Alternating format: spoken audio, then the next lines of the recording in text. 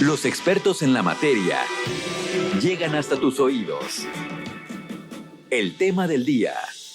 A primera hora. Ya regresamos cuando son las 9:02 aquí a primera hora y bueno, pues resulta que hoy es el Día Internacional del Síndrome de Asperger. En 1944, el pediatra Hans Asperger identificó un comportamiento poco frecuente pero similar en un grupo de niños, caracterizándose porque tenían problemas con sus habilidades sociales, emocionales y de comunicación. Pero no fue hasta los años 90 cuyo trabajo cobró valor para los estudios neurológicos en general. Ahora, cada 18 de febrero se conmemora el Día Internacional del Asperger en honor al cumpleaños de este especialista. Y precisamente es nuestro tema de el día. Vamos a platicarles acerca de lo que es el síndrome de Asperger, cómo se manifiesta, qué se puede hacer al respecto para ayudar a las personas con esta condición. Y bueno, pues recibimos con muchísimo gusto una vez más a nuestro querido Norberto Muñoz, psicólogo, que nos va a ampliar esta información con respecto al síndrome del Asperger. Norberto, muy buenos días, ¿cómo estás? Muy bien, Freddy, muchísimas gracias de nuevo por la invitación. Creo que es bien importante que en los días de conmemoración hablemos de estos temas justo para generar un poquito de conciencia de la importancia de conocer a fondo pues, los trastornos, las condiciones y entre otras cositas. Es un tema y es un término también que bueno, ya no nos resulta tan nuevo, ¿no? Ya lo hemos escuchado, el Asperger, pero quizás sí nos hace falta conocer más acerca de esta condición, Norberto. Pues creo que justo para comenzar nuestra plática de hoy, sería importante empezar a percibir el Asperger como lo que es un síndrome. Un síndrome pues es un conjunto de síntomas y es un síndrome que se engloba en el espectro autista, ¿sí? En los trastornos del espectro autista. Es decir, es uno de varios trastornos que se engloban en este espectro.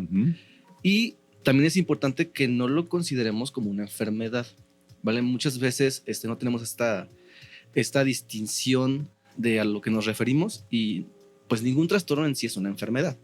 Sí, las enfermedades pues se tratan como la gripa, tienen una causa muy exacta y tratamos la causa directamente, ¿no?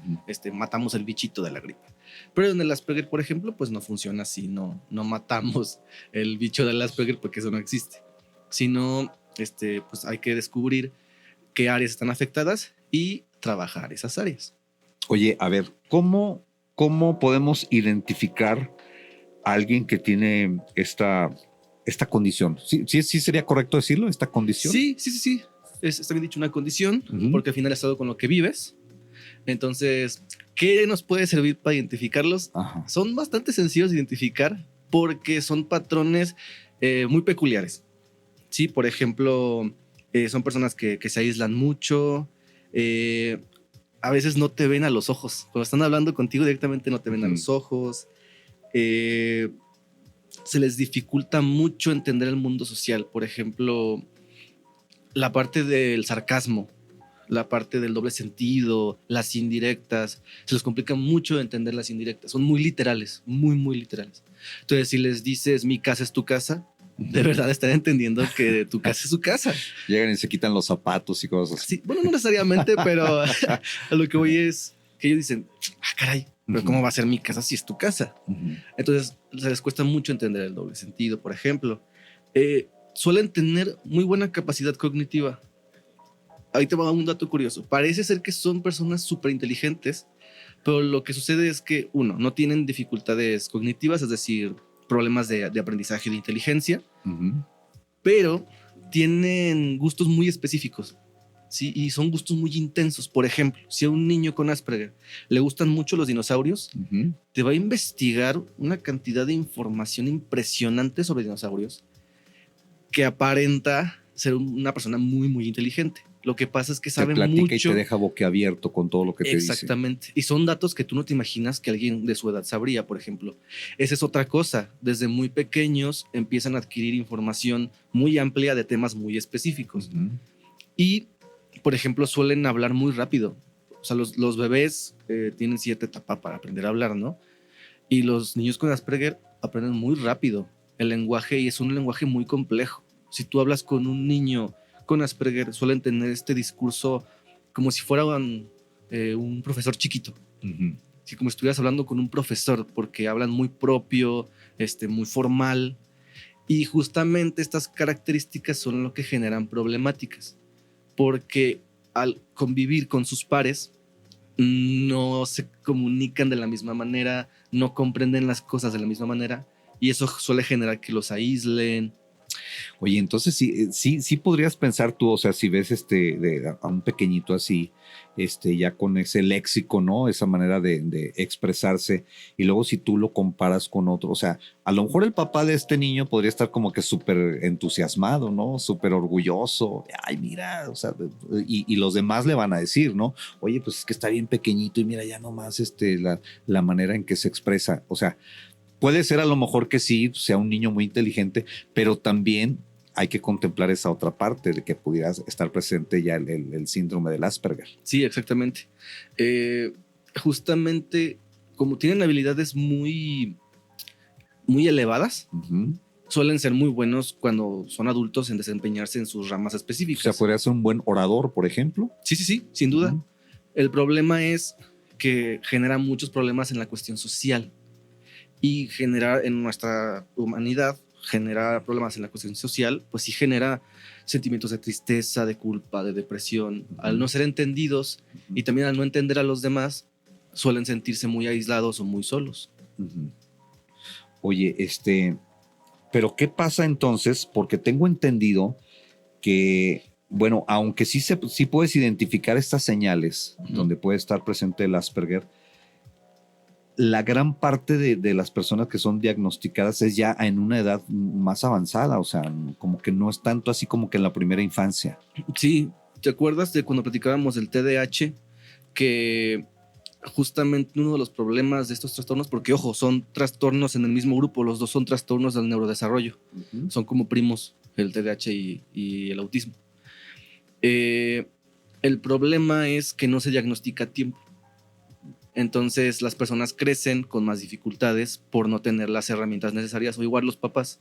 Entonces yo sí recomendaría mucho a los papás estar atentos si notan estas características, o por ejemplo, suelen ser personas muy sensibles a las sensaciones, Uh-huh. por ejemplo a ruidos específicos o como a las cosas viscosas también, Uh-huh. como que les generan mucha repulsión. Y también son personas muy rígidas, me refiero a la rutina. Tienen rutinas muy específicas y si se las mueves, se alteran mucho. Yo les podría recomendar mucho una serie, bueno, dos. Una que sí habla muy bien del Asperger es el The Good Doctor. Uh-huh. Sí. Se las recomiendo muchísimo porque hay una escena, les voy a hacer spoiler, en donde pues este chico tiene Asperger y es cirujano. Y entra un nuevo director al hospital Uh-huh. y no lo quiere dejar operar justamente por sus dificultades sociales. Entonces, a la hora de trabajar en equipo, pues siempre hay problemas. Y cuando lo intentan quitar, él se frustra cañoncísimo. Pero tal cual, o sea, es un adulto y hace un berrinche de un niño chiquito, justamente porque se frustra muy rápido y de una manera muy exagerada. Entonces, eso también genera problemas en la adultez y en la infancia. Entonces, O sea, son intolerantes bajo sí, ciertas circunstancias. Sí, O sea, totalmente. No es un comportamiento frecuente, sino que se detona por alguna situación. Claro, y ha habido casos, por ejemplo, de pacientitos de que papás llegan y cuentan que estaban en el supermercado, iban a comprar el cereal, pero no estaba el cereal que él suele comer. Uh-huh. Había uno parecido, Uh-huh. que suelen ser los mismos en realidad, pero que al no ser el mismo, el chico entra en crisis, se tira al suelo, llora, se empieza a agarrar el greñero para arrancárselo, Uh-huh. se muerden las manos cuando son chiquitos, justamente porque al moverles la rutina, les estás generando un cambio que no soportan. O sea, sí tienden a ser entonces más explosivos, o sea, digo, por encima de lo normal. O sea, que tú podrías decir, ay, pues es normal, es un niño berrinchudo. Ajá, y justamente ese es el problema, que muchos niños hacen berrinche. Uh-huh. Entonces, ¿cómo determinas tú si es un niño con Asperger o un niño normal? Bueno, no normal, perdón, un niño sin Asperger. Uh-huh. Me gustaría introducir el término de neurodivergencia. Uh-huh. Si las personas neurodivergentes son aquellas que no tienen un sistema nervioso igual al de la mayoría de la gente. Entonces, por ejemplo, una persona que no tiene neurodivergencias, pues es neurotípico, ¿no? Entonces, a esto voy con que, ¿cómo identificas a un neurotípico de un neurodivergente? Es difícil. O sea, yo entiendo mucho a los papás cuando dicen, es que cómo me iba a dar cuenta si hace berrinche como los otros niños. Exactamente, o sea, yo creo que por eso también el diagnóstico en la mayoría de los casos es tardío, ¿no, Norbert? O sea, porque de hecho muchas de estas conductas podrían pasar como normales. Sí, como esperables. Pero yo creo que cuando ya son más frecuentes, a lo mejor sí es como que ya es de llamar la atención, ¿no? Sí, fíjate que en donde más se suele notar, y también este es como un llamado a los profesores que estén atentos, es en la escuela. Porque los berrinches son normales cuando un niño no tiene lo que quiere. Pero en la escuela, que justamente el problema es a veces la interacción social, es donde más se nota cuando están con sus compañeritos. Cuando no hablan de los mismos temas, cuando el niño se aísla, porque por ejemplo las personas con Asperger tienen temas tan específicos que les gustan que no quieren hablar de otra cosa. Entonces tú ves a los chamaquitos hablando de la película que acaba de salir de Los Vengadores o no sé, de los superhéroes, pero él quiere hablar de dinosaurios, todo el tiempo quiere hablar de dinosaurios. Entonces, y es difícil que lo saques, o sea, de Sí. de ese enfoque que tienen en ese momento. Sí, totalmente. Que ojo, a diferencia del TDAH, que tenemos hiperfocos diferentes a lo largo del tiempo, los del Asperger suelen ser muy permanentes. Entonces es probable que a alguien que le gustan los dinosaurios y tiene Asperger, siempre le gusten los dinosaurios. Entonces imagínatelo siempre hablando del mismo tema. Decimos, o sea, es una que y otra vez. se clava con ese tema. Totalmente. Y estas son como las características que pueden guiarnos para identificarlos. Te digo que las cuestiones de lo sensorial, hay niños con Asperger que cuando escuchan un ruido que no les gusta, también entran en crisis. Se tapan los oídos, lloran, es como si les doliera. Su cerebro sí lo interpreta como que dolor. pudiera ser hasta el ring de un teléfono, no sé. Sí. Hay ruidos fuertes, o te decía lo de las cosas viscosas, incluso el contacto físico. Hay personas que el roce físico les genera mucho malestar o mucha repulsión. Oye, vamos a ahondar en ese tema, pero vamos a una pausa primero, ¿vale? Claro que sí. Gracias, Norbert. Continuamos aquí a primera hora. Bien, ya estamos acá de regreso platicando sobre el síndrome del Asperger, que hoy es el Día Internacional, bueno, de las personas con esta condición. Y antes de ir a la pausa, Norberto, pues íbamos a analizar este asunto de cómo puede ser un impacto, un shock, algo muy, muy intenso para una persona con Asperger, el hecho del contacto físico. Sí, claro. De hecho, hay casos donde pues el niño va normal a la escuela y las maestras, ¿qué suelen hacer? Suelen abrazar a los alumnos, saludarlos de beso, etcétera. Y pues los niños con Asperger se ponen muy mal. Reciben el contacto físico y se están entrando en crisis los pobres, se ponen a temblar, se asustan mucho. No todas las personas actúan igual, pero sí es un buen indicador. Es que fíjate, te platicaba yo que en una ocasión, en una reunión con familiares que nos juntamos cada año y que unos venían de un lado y otros de otro, conozco yo por primera vez al hijo de una prima, y yo así, pues lo normal, ¿no? Pues uno es cariñoso, ¿no? Entonces yo, hola, y llego y le doy un abrazo. Y resulta que el niño queda como una estatua, mano. Sí. Y agachó la mirada y empezó como a temblar. Y ya me explicó la prima, es que ¿sabes qué? Mira, pues tiene esta condición del Asperger y eso. O sea, yo no sabía, obviamente. Claro. Pero la verdad es que sí fue algo que me impactó mucho. Sí. Pues es que cuando notas eso, ¿qué haces? Como persona externa, ¿qué haces? Esa es otra cuestión de por qué genera tanto malestar social. Muchas personas por eso tienden a alejarse de las personas con Asperger, porque no saben qué hacer. Entonces, ¿qué podríamos hacer? Pues incluso tú podrías haber dicho, no digo que no lo hayas hecho bien, tú no sabías, no te preocupes. Pero perdón, no sabía. Sí, fue lo primero que, perdón, es que yo no sé, no te preocupes. Dice, de hecho, como es una reunión donde vienen más familiares, yo ya hablé con él. O sea, yo ya le hice ver que es muy probable que como no todos conocen, no todos saben que a ti te incomodan algunas cosas. Ya, claro. Eso lo tiene él bien claro, que podía suceder esto, ¿no? Lo que acaba de pasar, que llegas tú, que le das un abrazo. El niño al parecer estaba mentalizado en eso, pero yo creo que yo lo invadí así pues de repente, ¿no? Fue más de lo que se esperaba. Casi lo tomé por sorpresa, ¿no? Sí, claro. De hecho, eso que comentas es una parte muy importante. El hablar con la persona con Asperger. En este caso, su mamá, que le dijo que eso iba a pasar. ¿Te acuerdas que hablábamos también en el TDAH que los diagnósticos no determinan la conducta? Pues en este caso es similar. El deber del padre y de la madre es educar al hijo para que esta condición no les genere más problemas de los necesarios, si volverlos personas autónomas cuando sean adultas. Por ejemplo, es válido que no quieran recibir abrazos. Sí, incluso podrían aprender técnicas de asertividad para decir, ¿sabes qué? Es tu sobrino, dijiste, ¿verdad? ¿O qué es de ti? ¿Qué era de ti el chico? Era hijo de una prima. Ajá. Pues, o sea, podrías enseñarle al niño, en este caso a su mamá, de decirle, oye, ¿sabes qué, Freddy? No me gusta que me abracen. Y pues las personas solemos entenderlo.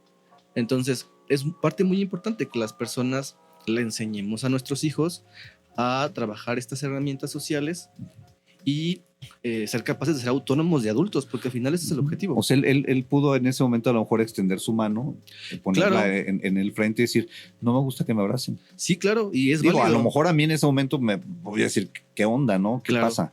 Pero ya después, ya sabrás tú el por qué, ¿no? Exactamente. Y también es una cuestión social mexicana. Es que sí, es que es eso. Es que somos muy apapachadores los mexicanos. Sí, tan solo con personas que no son neurodivergentes. ¿Cuántas veces no pasa en las fiestas que el niño está chiquito todavía y las tías son de, ay, dame un beso? Y el niño no quiere, genuinamente no quiere. Y le insistimos en, dale un beso, yo no te voy a querer, por ejemplo. Entonces, esas cosas, pues claro que generan malestar en cualquier persona, no solo en personas con Asperger.